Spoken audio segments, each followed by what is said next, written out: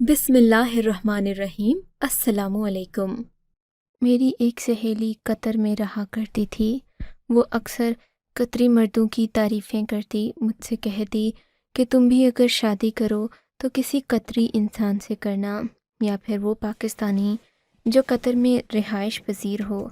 यकीन मानो तुम मुझे दुआएं दोगी। यहाँ के मर्द बहुत अमीर और खुले दिल के मालिक हैं, बहुत ही मजहबी किस्म के होते हैं, अपनी औरत को इतना खुश रखते हैं कि तुम सोच भी नहीं सकती। यूं ही इनसे चार चार औरतें शादी नहीं कर लेती। ये सभी के साथ इंसाफ का मामला करते हैं, पाकिस्तानी मर्दों जैसे बिल्कुल भी नहीं। मैं अपनी सहेली की बातें सुनती तो पहले पहल मुझे अजीब लगता, लेकिन फिर मैंने सोच लिया कि मैं वाकई में अपनी सहेली की इस बात पर अमल करूंगी और कोई ना कोई रास्ता निकालूंगी कि मैं एक कतरी इंसान से ही शादी करूं। ख़ानदान में तो वैसे भी मुझे कोई पूछने वाला नहीं था, क्योंकि मेरी उम्र 33 साल हो चुकी थी। मैं खूबसूरत तो बला की थी, पर इसके बावजूद भी मेरा कोई अच्छा माकूल रिश्ता नहीं आता था। अब तो मैं तकदीर के आगे हार मानने को तैयार हो गई थी, लेकिन फिर भी मेरे अम्मा अब्बा की ख्वाहिश थी कि मैं किसी अच्छे माकूल इंसान से जो मेरे उम्र से थोड़ा ही बड़ा हो शादी कर लूं। मेरे हम उम्र लड़के भी और मुझसे बड़ी उम्र के लड़के भी ऐसी लड़कियों को तरजीह देते थे जिनकी उम्र 25 साल से कम हो। इसलिए मैं अपने ख़ानदान में सबसे पीछे रह गई थी। मेरी सारी छोटी चचाजाद तायाजाद बहनों की शादियां हो चुकी थीं। अब मुझे सानिया की बात सही लगने लगी। मैंने एक दिन सानिया से पूछा कि क्या कतर में कोई आदमी मुझसे शादी करने पर राज़ी हो जाएगा। कहने लगी कि क्यों नहीं, यहाँ पर तो किसी औरत को लोग गंवारा नहीं छोड़ते, उससे फ़ौरन शादी कर लेते हैं। ये यहाँ के लोगों का पसंदीदा अमल है। बहुत मुतासिर होती। मैंने कहा, अगर तुम मुझ पर एक मेहरबानी करो कि मुझे कुछ अरसा कतर बुला लो, कोई मुझे पसंद आ जाएगा या मैं किसी को पसंद आ जाऊंगी, उसने मुझसे शादी कर ली तो मैं तुम्हारे सारे एहसान चुका दूंगी। वो हंसकर बोली, तुम मेरी सबसे अच्छी और बेहतरीन सहेली हो, मैं तुम्हें फ़ायदा नहीं दूंगी तो किसे दूंगी। तुम फ़ौरन से पहले अपना पासपोर्ट बनवाओ, बाकी का काम मुझ पर छोड़ दो। मैंने ऐसा ही किया था। मेरी अम्मा को भी इस बात पर कोई एतराज़ नहीं था, क्योंकि अब उनकी भी शदीद ख्वाहिश थी कि मेरी किसी अच्छी जगह पर शादी हो जाए। पर शादी तो तब होती जब कोई मुझे पसंद करता। अम्मा को मैंने सारी बात बताई तो कहने लगीं, बेटी वहाँ के लोग तो अच्छे होते हैं, क्योंकि उनके पास हर तरह का इल्म और तकवा भी होता है। तुम हो सकता है कि वहाँ जाकर अपने नसीब की मुराद पा लो। अम्मा की बात सुनकर मैं खुश हो गई। मुझे अब रोकने वाला कोई नहीं था। सो मैंने अपना पासपोर्ट बनवा लिया और कतर जाने की तैयारी भी बांध ली थी। मेरी ज़िंदगी में इससे पहले इतना खुशी वाला मौका नहीं आया था। एक नए मुल्क जाना बहुत ही ज़्यादा खुशी की बात थी। जब मैं कतर पहुंची, मेरी सहेली ने मुझे बताया कि मैं अगले ही दिन तुम्हें एक दावत पर लेकर जाऊंगी, जहां पर बहुत सारे लोग आए होंगे। हो सकता है उनमें से कोई तुम्हें पसंद कर ले। यहाँ आते ही उसने शादी मिशन पर काम करना शुरू कर दिया था। यूँ मैंने भी खूब तैयार होकर सज संवर कर पार्टीज़ में जाना शुरू कर दिया। मैंने अपनी हुदूद को पार नहीं किया था। मेरी आवाज़ भी खूबसूरत थी और मैं लिबास भी तमीज़ तरीके वाले पहनती थी। मेरी बातें सुनकर वो लड़की खुश होती, कहती कि तुम इसी रास्ते पर चलती रहीं तो तुम्हें ख्वाबों का शहज़ादा जल्द ही मिल जाएगा। फिर एक दिन हम एक पार्टी में गए तो एक आदमी ने मुझे पसंद कर लिया। उसकी उम्र मुझसे एक साल कम थी, मगर वो बहुत ही वजीह था और उसका कद भी दराज था। उसे देखकर लगता कि उसका ताल्लुक़ कतर से नहीं बल्कि यूनान से है। उसके नक्श बहुत ही तीखे थे। मेरी सहेली ने कहा कि तुम इस आदमी से शादी करने को तैयार हो तो मैं इससे बात करती हूँ। हैरत की बात यह थी कि अगले ही दिन वो सोनिया के घर मुझसे मिलने के लिए आ गया। मुझे देखकर बहुत खुश था। कहने लगा, ऐसी पर्देदार लड़कियाँ आजकल के ज़माने में कम ही मिलती हैं, लेकिन कुछ सवाल ऐसे होते हैं जिनका जवाब देना मैं ज़रूरी समझता हूँ, पर वो हम शादी के बाद ये सारी बातें करेंगे। आप मुझे पसंद आई हो। उसने ये कहकर मेरी तो उम्मीदों और उमंगों को जगा दिया था। वो उम्मीदें, वो उमंगें जो मैं कहीं भूल चुकी थी। लेकिन अब उसामा के आने से मेरी ज़िंदगी फिर बहुत खूबसूरत हो गई थी। यूँ मैंने सब पर काम करना शुरू कर दिया। मैंने अपनी अम्मा को भी उसामा के बारे में बता दिया। जल्द ही मेरी शादी की तारीख रख दी गई। उसामा के घर वाले नहीं थे, उसके अम्मा बाप फौत हो चुके थे।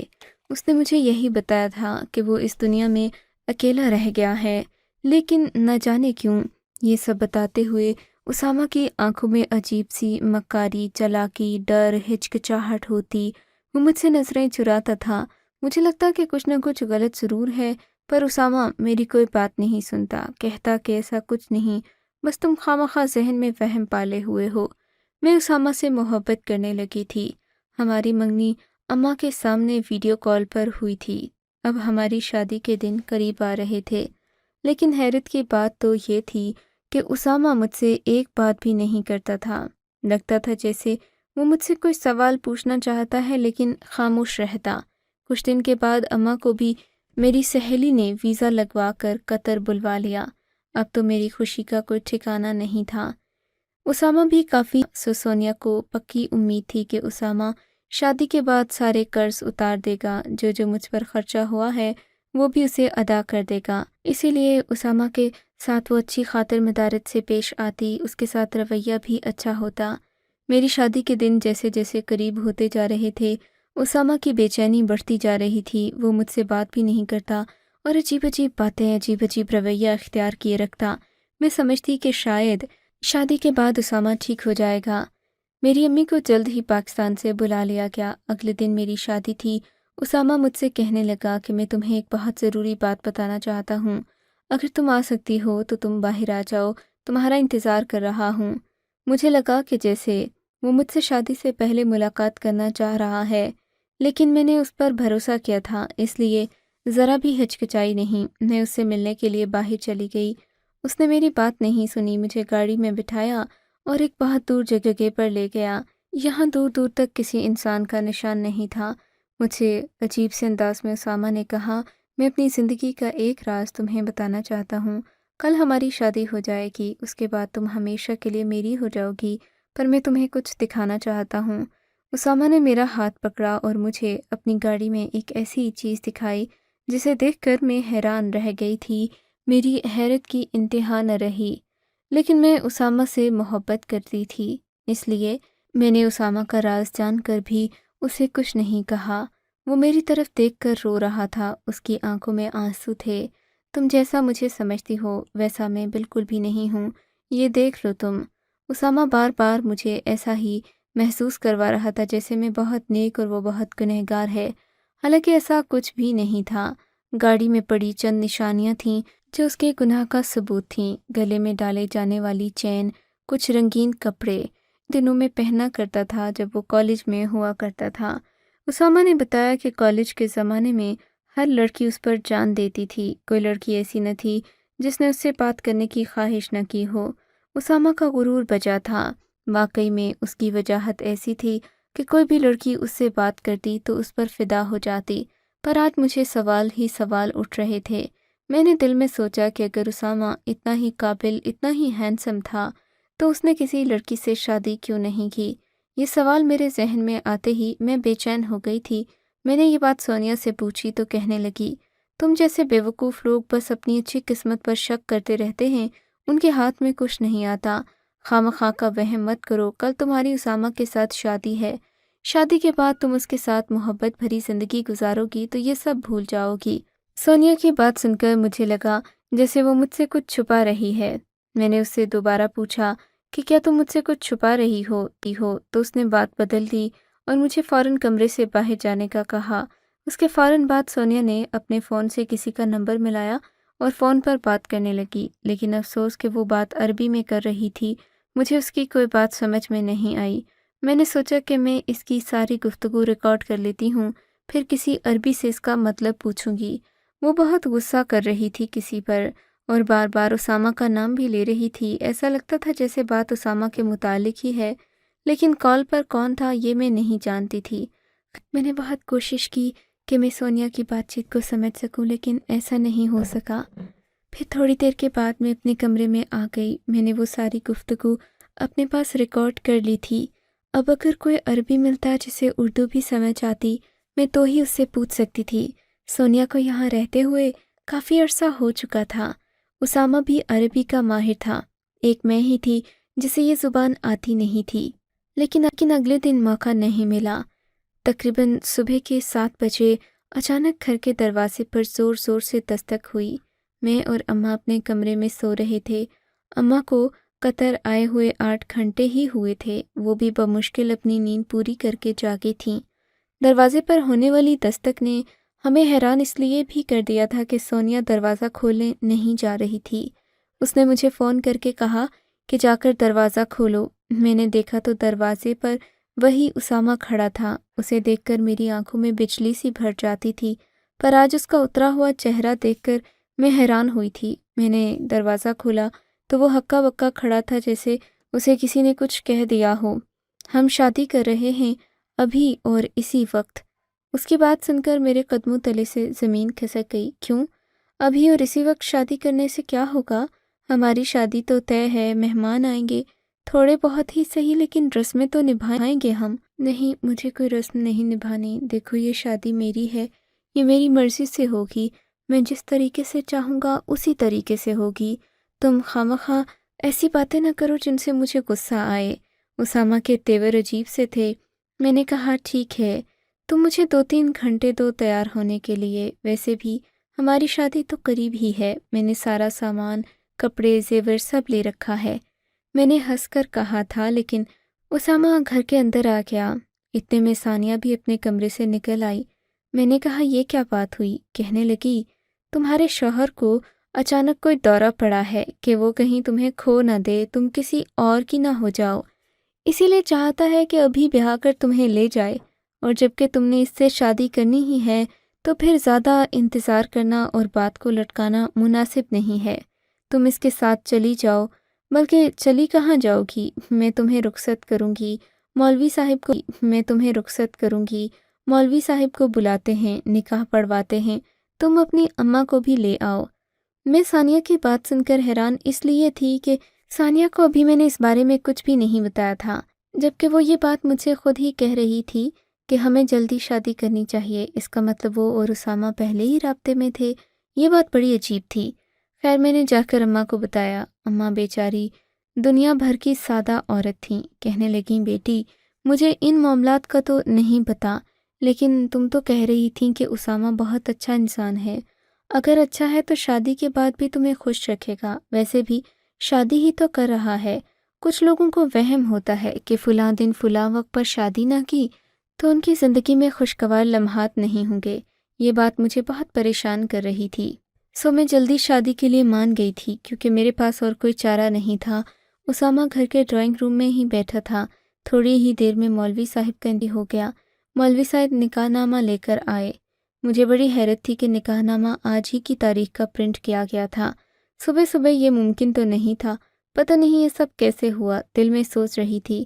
3-4 اور بھی لوگوں کو بلایا گیا۔ چند لوگوں کی موجودگی میں میرا نکاح ہو گیا تھا۔ نکاح ہوتے ہی اسامہ بہت خوش تھا۔ میری اماں رو رہی تھیں، کہنے لگیں کہ یہ میری نالائکی ہے کہ میں اپنی بیٹی کو اپنے ہاتھوں سے رخصت نہیں کر سکی۔ میں تمہیں کوئی دعا نہیں دے سکی بیٹی، ورنہ کبھی بھی ایسا نہ ہوتا کہ میں تمہیں اس طرح سے رخصت کرتی، بس قسمت اور حالات کی مجبوری۔ اماں کے آنسو پہنچ کر میں اسامہ کی لائی ہوئی گاڑی میں بیٹھ گئی تھی۔ نہ کوئی ڈھول، نہ قیمتی کپڑے، کچھ بھی نہیں، بس ایک سادہ سا جوڑا پہن کر میں اسامہ کے ساتھ رخصت ہو گئی۔ وہ عروسی جوڑا بھی وہیں پڑے کا پڑا رہ گیا تھا، کیونکہ اسامہ نے مجھے زیادہ تیار ہونے کا موقع نہیں دیا۔ اب ہم کہاں جائیں گے؟ میرے پوچھنے پر اس نے میرے سوال کا جواب نہیں دیا۔ وہ مجھے لے کر کسی عجیب جگہ پر جا رہا تھا۔ ایک جگہ اس نے گاڑی روک دی تھی، یہ کوئی پرانا سا ہوٹل تھا۔ وہاں اس نے میرے ساتھ کھانا کھایا۔ میں نے پیٹ بھر کر کھانا بھی نہیں کھایا، کیونکہ اس کے تیور مجھے عجیب لگ رہے تھے۔ تھوڑی دیر کے بعد گاڑی ایک عجیب سے مکان کے سامنے رکی تھی۔ ایسا لگ رہا تھا کہ یہ کوئی مکان نہیں بلکہ بھوت بنگلہ ہو۔ اسامہ، یہ کیا ہے؟ میں نے حیرت سے پوچھا۔ کچھ نہیں، ہمارا گھر ہے جہاں تم رہو گی۔ اس نے ہنستے ہوئے مجھ سے یہ بات کہی تھی۔ مجھے تو یقین نہیں آ رہا تھا کہ اتنے ویران بنگلے میں ہم رہیں گے۔ پھر ہم لوگ اندر گئے۔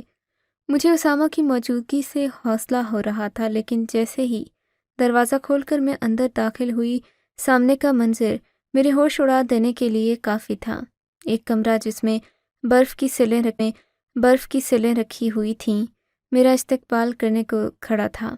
میں نے اسامہ کی طرف گھبرائی ہوئی نظروں سے دیکھا۔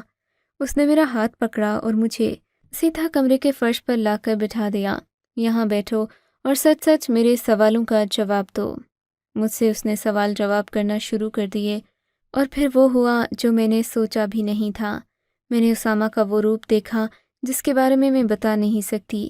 میں سوچ نہیں سکتی تھی کہ اسامہ جیسا شریف النفس اور بظاہر محبت کرنے والا شخص ایسا ہوگا۔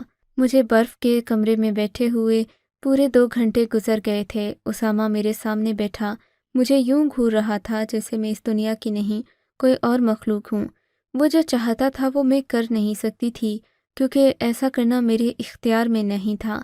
اور پھر سردی لگ کر نہ جانے کب میرے حواس بند ہونا شروع ہو گئے۔ میرا وجود بے اختیار ہو گیا اور میں ایک طرف کو ڈھلک گئی۔ مجھے تو جیسے نیند آ رہی تھی، لیکن اصل میں یہ بے ہوشی تھی۔ مجھے نہیں پتہ چلا کہ میں کب بے ہوش ہوئی۔ جب میری آنکھ کھلی تو میں ہسپتال کے بستر پر موجود تھی۔ یہ ہسپتال تھا، میرے سامنے سونیا بھی کھڑی تھی، میری ماں بھی، جبکہ اسامہ سر جھکائے ہوئے بیٹھا تھا۔ میں اسامہ کو حیرت سے دیکھ رہی تھی۔ اسامہ میرے پاس آنا چاہتا تھا، لیکن میں نے اس سے کوئی بات نہیں کی، نہ ہی میں کوئی بات کرنا چاہتی تھی۔ تانیہ میرے سامنے آئی، مجھ سے کہنے لگی کہ مجھے معاف کر دو، مجھ سے بہت بڑی غلطی ہو گئی۔ میں نے تمہیں ایک سچ جان بوجھ کر نہیں بتایا۔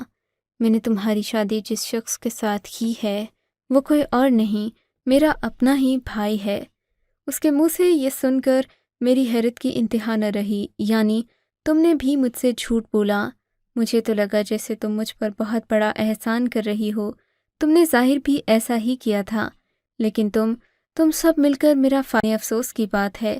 یہ بات کہہ کر میں تو خاموش ہو گئی، لیکن میرا شوہر میرے سامنے آ کر ہاتھ جوڑ کر مجھ سے معافی مانگنے لگا۔ اب معافی مانگنے سے کچھ نہیں ہوگا، آپ خدا کے لیے یہاں سے چلے جائیں۔ میری بات سن کر اسامہ نے میرے سامنے پھر سے ہاتھ جوڑے معافی مانگنے لگا۔ دیکھو مجھے معاف کر دو، میں ایسا نہیں ہوں، لیکن حالات انسان کو ایسا بنا دیتے ہیں۔ میں نے اسامہ کی ایک بات نہیں سنی۔ اماں سے کہا کہ ہمیں فوراً پاکستان چلنا چاہیے، میں اس شخص کے ساتھ ایک دن مزید نہیں رکوں گی۔ لیکن ایسا کرنا آسان نہیں تھا، کہنا آسان تھا۔ رات تک ہسپتال والوں نے مجھے ڈسچارج کر دیا تھا۔ میں گھر آئی، اماں مجھ سے پوچھنے لگی کہ کیا ہوا تھا۔ میں نے اماں سے کہا اماں، وہ آدمی مجھے برف والے کمرے میں لے کر گیا، اس نے مجھے وہاں بیٹھنے پر مجبور کیا۔ میں بیٹھی رہی، اور آپ سوچ بھی نہیں سکتی کہ اس برف والے کمرے میں بٹھانے کا مقصد کیا تھا۔ ہم یہ باتیں کر ہی رہے تھے کہ کمرے کے دروازے پر دستک ہوئی۔ ثانیہ دروازے پر کھڑی تھی، اندر آئی، کہنے لگی کہ مجھے معاف کر دو۔ اگر میری مجبوری نہ ہوتی تو میں اتنے ہیر پھیر کر کے تمہاری شادی اپنے بھائی کے ساتھ نہ کرتی، لیکن کوئی بھی لڑکی بھائی کے ساتھ شادی کرنے پر تیار نہیں، کیونکہ اس کی پہلے بھی 3 شادیاں ٹوٹ چکی ہیں اور چوتھی شادی تم سے تھی۔ ایک سے بڑھ کر ایک جھٹکا میرے ذہن کو لگ رہا تھا جو میرے حواس منتشر کر رہا تھا۔ تو مطلب تم نے مجھ سے یہ بھی جھوٹ بولا کہ تمہارا بھائی پہلے سے غیر شادی شدہ ہے؟ ہاں میں نے جھوٹ بولا، لیکن ان سبھی لڑکیوں کو اس نے طلاق دے دی تھی شادی کی پہلی ہی رات، اور ان پر تو عدت بھی واجب نہیں تھی، کیونکہ میرے بھائی نے ان سے کوئی حق طلب نہیں کیا تھا، بس اس نے شادی پر پیسہ خرچ کیا اور پھر ان لڑکیوں کو اس برف خانے میں لے کر گیا۔ لیکن آخر اس کا مسئلہ کیا ہے؟ میری بات سن کر ثانیہ کی آنکھوں میں بھی آنسو آ گئے۔ پھر اس نے مجھے ایک ایسی بات بتائی جس نے مجھے میرے شوہر کو معاف کرنے پر مجبور کر دیا۔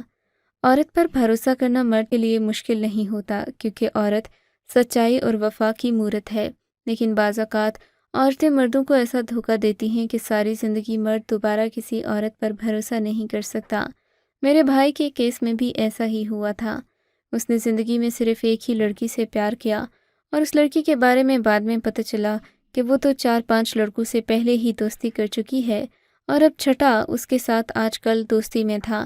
یہ بات سن کر بیچارے میرے بھائی کی زندگی میں سکون نہ رہا۔